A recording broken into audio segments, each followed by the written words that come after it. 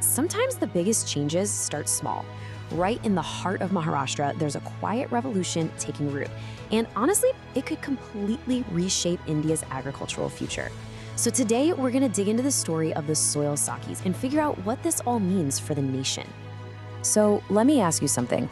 What if the real secret to India's agricultural problems isn't about giant machines or top-down policies? What if it's actually in the hands of its women? Think about that for a second. The idea that maybe the most powerful solutions come from the ground up, from the people who know the land best. That's exactly what we're looking at today. Okay, so to really get this, we need to understand the situation on the ground. Picture this, you're a farmer in one of the drought-prone parts of Maharashtra. Things are tough. I mean, really tough. The soil is just tired. It's depleted. Your crop yields are dropping year after year. And a real sense of despair is starting to set in. It's a crisis, a silent one, happening in the soil itself. And this is where the story really kicks off. A woman named Chetnagala Sinha from the Rungta Foundation saw this hopelessness. And she had this incredible insight. She realized, look, this isn't just a water problem. She said, farmers should not lose hope. They needed a whole new way of thinking, an approach that looked at everything, the soil, the crops, and even the market. And here is the absolute key. The problem wasn't that these farmers weren't working hard enough. Not at all. The real issue was a lack of information. I mean, they knew how to farm, but they were flying blind. They didn't have the scientific data to know exactly what their particular piece of land needed to really thrive. And that one gap in knowledge, it was causing everything to fall apart. So out of this crisis, something pretty amazing started to happen. A new idea began to emerge, and it really was a turning point for the whole community. This innovative, totally community-led answer was the rise of the soil Sakhis. So you're probably asking, what exactly is a soil Sakhi? Well, the name itself is beautiful. It means friend of the soil, and that's exactly what they are.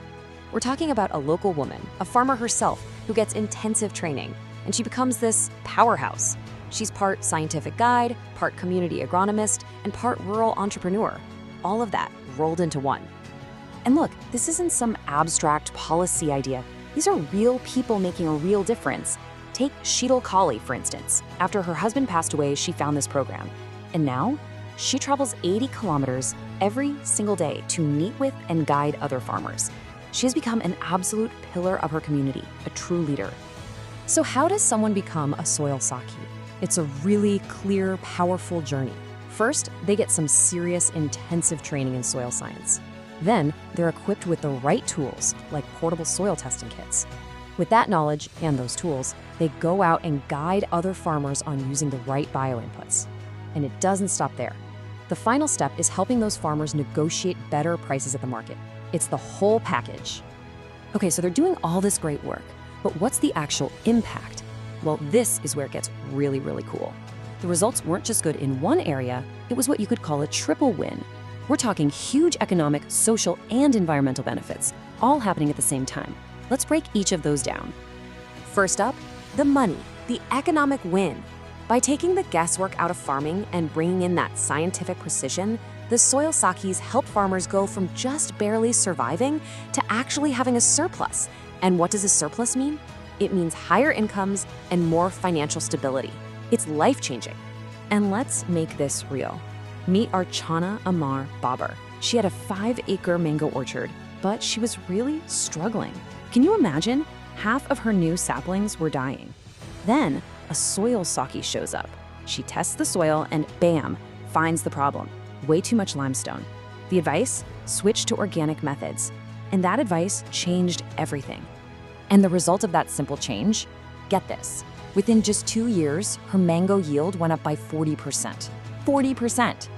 Archana herself called it a turning point for her family. I mean, you can't argue with numbers like that. It's a crystal clear economic home run. Okay, so the economic impact is huge, but the story doesn't end there. Let's talk about that second win, the social impact. Because this program is about so much more than money. It is fundamentally changing the social fabric of these villages and giving women a brand new, deeply respected identity. Remember Sheetal Kale, the woman who travels 80 kilometers a day? Her words just say it all. She says, "Now I know more about agriculture than my brother. Even my in-laws ask me for guidance." Just pause and think about that. This is a massive, massive shift. And it's not happening because of force. It's happening because of knowledge. Her expertise earned her that respect. All right, so we've got economic and social wins. That brings us to the final piece of the puzzle, the third win, healing the land itself. By pushing for smart, scientific soil testing and using natural bio inputs instead of just dumping chemicals, this program isn't just growing crops, it's actively healing the earth and taking real climate action. And we can measure this. Just look at this number. We're talking about a reduction of almost 1,000 tons of CO2 equivalent emissions. 1,000 tons. And how do they do it? Simply by cutting back on the overuse of chemical fertilizers. That's a direct win for the soil's health and a direct win for our climate. It's incredible. So let's zoom out. What does a story like this mean for the bigger picture? For policy? For governance? This is where, if you're thinking about India's future, you really want to pay attention. This isn't just a feel-good story. It's a powerful, replicable model for modern India.